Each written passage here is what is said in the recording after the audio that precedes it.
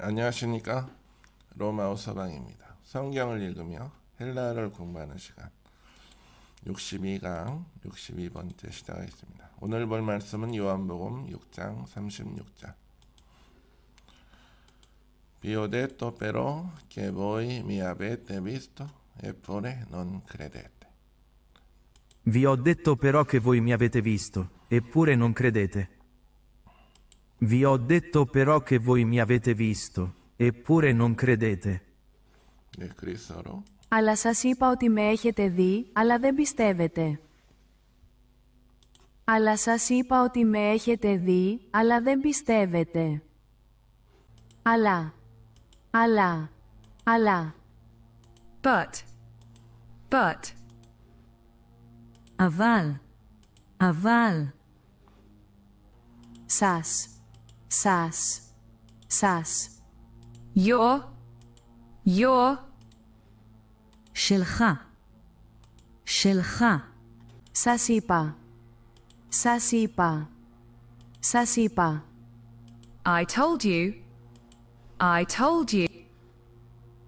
אמרתי לך. Σας είπα ότι.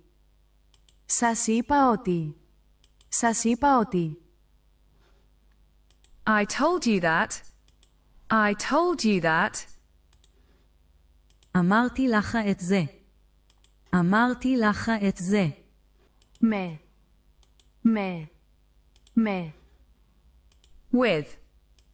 With. עם. Με έχετε.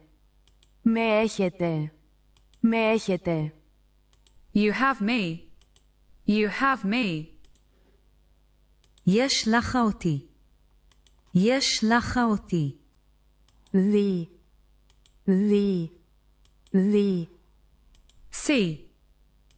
See.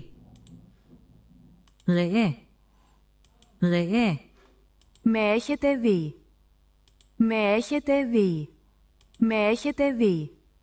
Have you seen me? ראית אותי.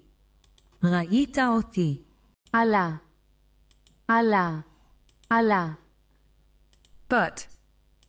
But. אבל. Δεν.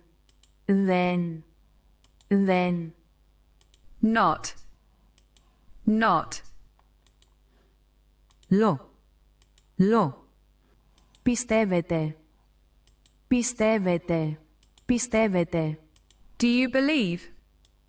Do you believe? האם אתה מאמין? Δεν πιστεύετε.